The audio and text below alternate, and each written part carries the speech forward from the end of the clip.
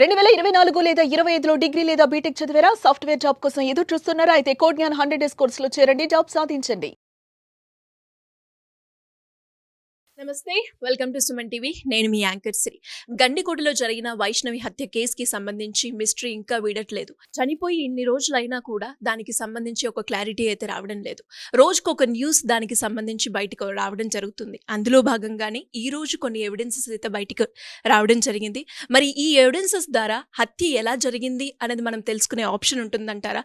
దీనికి సంబంధించి right no మనతో పాటు ఉన్నారు హైకోర్టు అడ్వకేట్ అలగిరి రవీంద్రనాథ్ గారు. అడిగి తెలుసుకునే ప్రయత్నం చేద్దాం. నమస్కారం అలగిరి రవీంద్రనాథ్ గారు. నమస్తే శ్రీ గారు. సార్, ఈ కేసుకి సంబంధించి గత కొన్ని రోజులుగా మనం వీడియోస్ అయితే చేయడం జరుగుతూ ఉంది. అండ్ అందులో భాగంగానే ప్రతిరోజు వస్తున్న షాకింగ్ న్యూస్ గురించి కూడా మనం మాట్లాడుకోవడం జరుగుతూ ఉంది. మరి ఇప్పుడు వచ్చిన అప్డేట్ ప్రకారంగా ఏవైతే ఎవిడెన్సెస్ దొరికాయో ఈ వైష్ణవి హత్య కేసులో, మరి దానికి సంబంధించి మనము హత్య ఎలా జరిగింది అని చెప్పొచ్చు అంటారు? అసలు హత్య అనేది ఎలా జరిగింది, దానికి సంబంధించిన లేటెస్ట్ అప్డేట్ ప్రకారంగా ఎలా ఉండబోతుంది?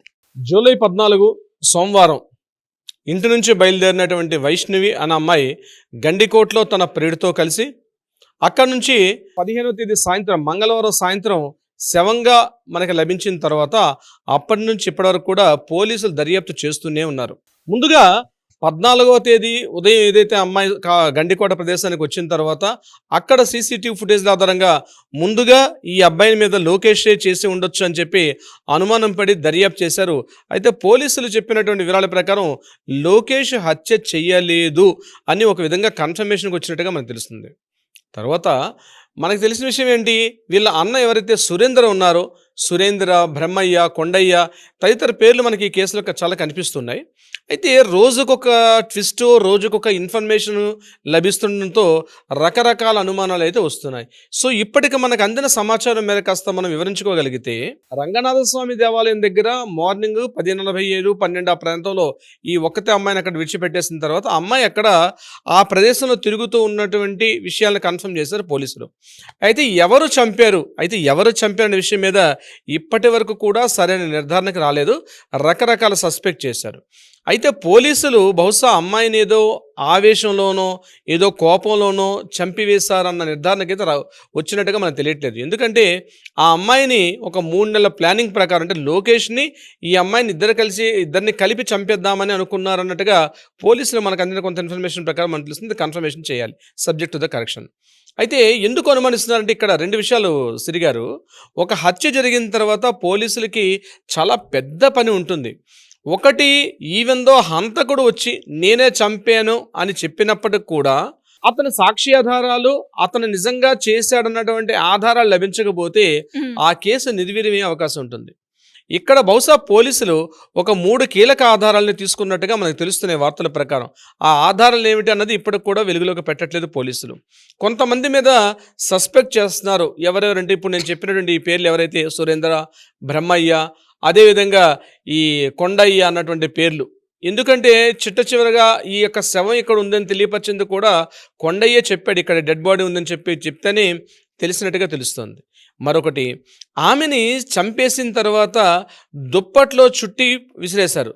సో ఇప్పుడు విషయం అంతా ఏంటంటే ఆ దుప్పట్లో ఎవరు చుట్టారు, అసలు ఆ దుప్పటి అక్కడికి ఎలా వచ్చింది, ఇవన్నీ కూడా సాక్ష్యాధారాలను సేకరించడం అంది కంప్లీట్గా సెర్చ్ ఆపరేషన్ చేసినప్పుడు పోలీసులు ఈచ్ అండ్ ఎవ్రీ విషయాన్ని, తల వెంట్రుకు ఉంటే తల వెంట్రుకకు కూడా ఆధారం చూపించాల్సిన పరిస్థితి వస్తుంది. ఇక్కడ వైష్ణవి హత్య కేసు అంది it's a pre planned murder అనేది తెలుస్తుంది. అంటే ప్రీ ప్లానెడ్ మర్డర్ ఎందుకు అనాల్సి వచ్చిందంటే ఈమెను రంగనాథస్వామి క్షేత్రం దగ్గర చంపేలేరు, వేరే ఎక్కడో ఆమెను చంపి ఇక్కడికి తీసుకొచ్చి ఇక్కడ విశ్లేషించినట్టుగా తెలుస్తుంది. అయితే పోలీసులు గుర్తుపట్టకూడదనే ఉద్దేశంతో ఆమె యొక్క డెడ్ బాడీని చంపిన తర్వాత ఆమెను బలమైనటువంటి గాయాలతో కొట్టారు. కొడితే లోపల గట్టిగా ఆ గాయాల తాకిడికి ఆమె శరీరంలో ఉన్నటువంటి అంతర్భాగం కాలేయం గట్టిగా 2 పీసెస్గా లోపలే కట్ అయిపోయి విరిగిపోయి లోపలే పడిపోయింది. తద్వారా ఆమెకు మరణం సంభవించినట్టుగా తెలుస్తుంది. ఆమెకు కణత దగ్గర ఒక పెద్ద గాయం తగిలినట్టుగా కూడా చెప్తున్నారు. అంటే బహుశా రంగనాథ స్వామి క్షేత్రం లేకపోతే ఆ మాధవస్వామి క్షేత్రం దగ్గర ఈమెను కొట్టేటప్పుడు ఏమైనా అక్కడ నుండి రాళ్ళు తగిలి కణతకి కానీ ఆ నుదుటికి కానీ దెబ్బ తగిలి తీవ్ర రక్తస్రావానికి గురైందా, అది కూడా పోలీసులు నిర్ధారణ చేసుకోవాలి. తర్వాత ఆమె ఒక్కొక్క వస్తువును ఒక్కొక్క చోట పడేశారు. ఆమె చున్నీ ఒక దగ్గర, ఆమె లంచ్ బాక్స్ దగ్గర, ఆమె వ్యానిటీ బ్యాగ్ ఏదైతే ఉందో, ఆమె స్కూల్ బ్యాగ్ ఏదైతే ఉందో స్కూల్ బ్యాగ్ దగ్గర, ఇలా ఒక్కొక్క వస్తువుని ఒక్కో దగ్గర విసిరిపెట్టేయడం కూడా కొంత తీవ్ర అనుమానాలు దారితీస్తుంటే పోలీసుల్ని తప్పుదోవ పట్టించే ఉద్దేశంతో కూడా ఇలాంటివి చేసే ప్రయత్నం చేస్తారు.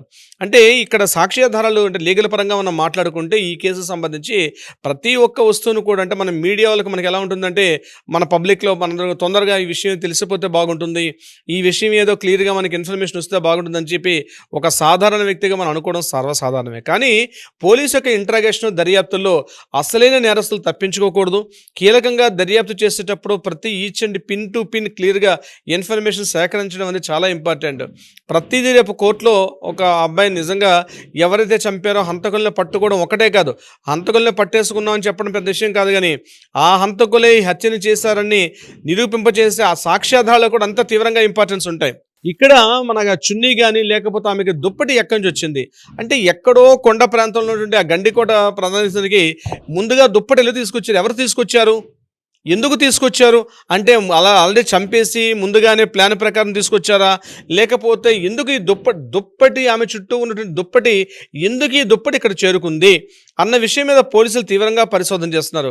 ఇప్పటికే 2-3 సార్లు పోలీసులు ఆ ప్రాంతాన్ని పూర్తిగా పరిశీలించి ఒక కొలిక్కి వచ్చారు. కానీ లీగల్గా నేను ఇప్పుడు చెప్తున్నట్టుగా ఏంటంటే కోర్టులో హంతకుడు కొట్టినట్టుగా చెప్పినప్పుడు కూడా నేనే కొట్టాను నేనే చంపానని చెప్పి లొంగిపోయినప్పటికీ కూడా ఇప్పటికైతే ఎవరో లొంగినట్టుగా మనకి ఇన్ఫర్మేషన్ రాలేదు.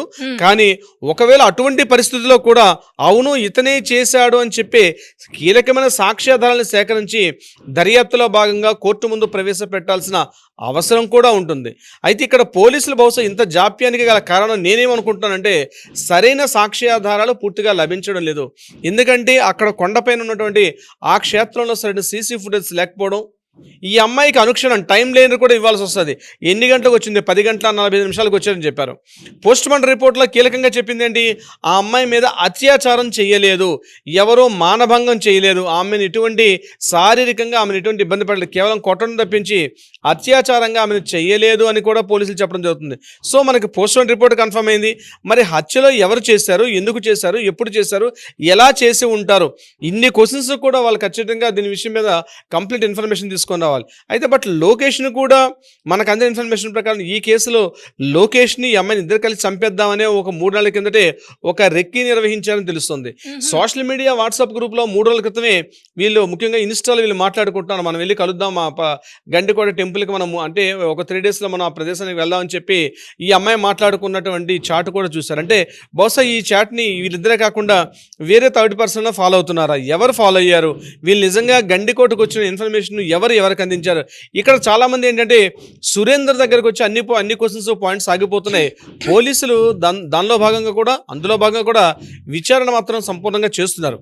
అయితే ఇదంతా కూడా ఒక మిస్టరీ కేసు. నా ఉద్దేశం ప్రకారం చాలా వీడియోలో నేను గతంలో కూడా మీకు చెప్పడం జరిగింది, పోలీసులు ఇంట్రాగేషన్ని పరిపూర్ణంగా చేస్తారు. రేపు కోర్టులో సబ్మిట్ చేసిన తర్వాత అది కేసు నిర్వీర్యం కాకుండా సస్పెక్ట్ అది మిస్సింగ్ కేసుగా కాకుండా దీన్ని పూర్తిగా పలానా వ్యక్తి పలానా కారణాలతో చంపారంటే పెద్ద బాధ్యత responsibility law and order department మీద ఉంది. కాబట్టి పోలీసులు ఆ యాంగిల్లో పూర్తిగా ప్రతి ఒక్క దొరికిన ఆధారాన్ని సమూలంగా దాన్ని ఒక అనలైజ్ చేసుకుంటూ లింకప్ చేసుకుంటూ ఇది ఇలా ఎందుకు జరిగిందంటే ఆధారాలు ఎలా దొరుకుతాయి అంటే ఒక దగ్గరగా ఉండవు. సో ఎలా ఉంటుంటే కొన్ని కేసులు మర్డర్ చేసేస్తారు, మర్డర్ చేసేసి నేనే మర్డర్ చేసేసి అని చెప్పి కోర్టులోకి వచ్చి పోలీస్ స్టేషన్కి లొంగిపోతాడు. లొంగిపోయిన తర్వాత కూడా ఆ హత్యకి కావాల్సినటువంటి మారణాయుధం దొరకలేదు అనుకోండి, ఒకవేళ నేనే చంపానని చెప్పి అతను పోలీస్ స్టేషన్ ముందు లొంగిపోయినప్పటికి కూడా ఒకవేళ హత్యకి ఎలా చేశాడో పలానా కత్తితో చంపానంటే ఆ కత్తి అని ఆయుధం దొరకకపోతే కూడా పోలీసులు ఛార్జ్ షీట్లో అది పెండింగ్ పడుతూ ఉంటుంది. ఇతను రిమాండ్ ఖైదీగా ఉంటాడు తప్పించి బయటకు వచ్చే ప్రయత్నం ఉండదు. సో ఎగ్జాంపుల్ నేను చెప్పాను, ఇలాంటివి ముఖ్యంగా ఇలాంటి మర్డర్ కేసు సంబంధించిన విషయంలో వచ్చేసరికల్లా కంప్లీట్గా complete thorough information, each and every సాక్ష్యాధారం, ఎక్కడో ఒక లింక్ ఉంటుంది, ఎక్కడో ఒక లింక్ ఉంటుంది, ఎక్కడో ఒక లింక్ ఉంటుంది. ఇంటరాగేషన్ చేసేటప్పుడు మనం సినిమాలో చూస్తాం, మనం సినిమాలో చూసి చూడండి, ఒక వాల్ పోస్టర్ మీద కలర్స్ పెట్టుకుంటూ వెళ్తారు, కనెక్షన్స్ ఇచ్చుకుంటూ వెళ్ళాలి. ఇది ఇక్కడ ఇలా జరిగింది, అక్కడ ఇలా జరిగింది అంటే దానికి కంప్లీట్గా స్టోరీ ఉండాలి. అది రియాలిటీకి దగ్గరగా ఉండాలి. రియాలిటీ దగ్గరగా ఉండడం కాదు, ఎవరైతే వీళ్ళు అనుమానిస్తున్న వ్యక్తులను కూడా అందులో చూపించినప్పుడు వాళ్ళు చెప్తున్న టాపిక్కి ఇక్కడ జరిగిన సాక్ష్యాలకి ఇవన్నీ కూడా సింక్ అయినప్పుడే అది పూర్తిగా తెలియబచ్చే అవకాశం ఉంటుంది. ఇక్కడ వైష్ణవి హత్య కేసు రెండు రకాలుగా ఉన్న విషయం మనకు అర్థమవుతుంది. ఒకటి, it is a pre planned murder. 3 నెలల క్రితం ఒకసారి ఎక్కి నిర్వహించారని, ముఖ్యంగా వీళ్ళిద్దరిని కూడా చంపి లేపేద్దాం అనుకున్నారు. బట్ ఈ అబ్బాయి ఇక్కడ మిస్ అయిపోయాడు, ఈ అమ్మాయి దొరికింది, అంతగా ఆమెను చంపేయాలి. ఒక 16 ఏళ్ళ ఒక అమ్మాయిని చంపేయాలంత కోపం ఎందుకు వచ్చింది, దానికి గల కారణాలు, ఎవరు చంపారు, ఎలా చంపారు, ఎందుకు చంపారు, ఇలాంటి డీటెయిల్స్ అన్నీ కూడా మనకి పోలీసులు ప్రెస్ మీట్ పెట్టి చెప్పినట్టు తప్పించి వార్తా కథనాల్లో వచ్చి ఇలా జరిగింది అలా జరిగింది అంటే రేపు కోర్టులో మాత్రం మీడియాలో ఉన్నటువంటి కథనాలకి నిలబడి ఉండదు. కేవలం సాక్ష్యాలకి, అది కఠినమైనటువంటి సాక్ష్యాలు పూర్తిగా ఉన్నప్పుడే కోర్టులో నిలబడే అవకాశం ఉంటుంది. సిరి గారు. ఎస్ సార్, మీరు అన్నట్టుగానే ఇంకా పోలీసులు ఇన్వెస్టిగేషన్ అయితే కొనసాగుతున్నారు కాబట్టి కంప్లీట్ ఇన్ఫర్మేషన్ వచ్చినాక అసలు నిజాలు ఏంటో బయటపడడం జరుగుతూ ఉంటుంది. Anyways, thank you sir, thank you so much. Thank you so much Siri garu. Suman టీవీలో మీ పర్సనల్ అండ్ బిజినెస్ ప్రమోషన్స్ కోసం కింది నెంబర్కి కాంటాక్ట్ చేయండి.